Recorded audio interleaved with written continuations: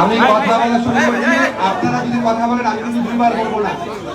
আমরা আজকে উপদেষ্টা পরিষদের মিটিংয়ে আমাদের গুরুত্বপূর্ণ 3টা সিদ্ধান্ত হয়েছে। আমি এই রিড আউট করবো, এটা রিড আউট করার পরে আপনার সিদ্ধান্তগুলো জানতে পারবেন। আজ শনিবার 20 মে 2000। আরে ভাই আপনি একটু নিচে, ভাই একটু নিচে ধরেন, আপনি জুম করে করছি। হ্যাঁ, আজ শনিবার 10 মে 2025 তারিখে উপদেষ্টা পরিষদের এক বিশেষ সভা অনুষ্ঠিত হয়। সভায় সংশোধনী অনুমোদিত হয়েছে।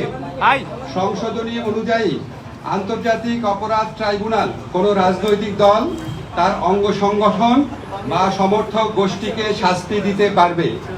উপদেষ্টা পরিষদের বৈঠকে আন্তর্জাতিক অপরাধ ট্রাইব্যুনালে বাংলাদেশের আওয়ামী লীগ ও তার নেতাদের বিচার কার্য সম্পন্ন না হওয়া পর্যন্ত দেশের নিরাপত্তা ও সার্বভৌমত্ব রক্ষা, জুলাই আন্দোলনের নেতাকর্মীদের নিরাপত্তা এবং আন্তর্জাতিক অপরাধ ট্রাইব্যুনালের বাদী ও সাক্ষীদের সুরক্ষার জন্য সন্ত্রাস বিরোধী আইনের অধীনে সাইবার স্পেস সহ আওয়ামী লীগের যাবতীয় কার্যক্রম নিষিদ্ধ করার সিদ্ধান্ত গ্রহণ করা হয়েছে।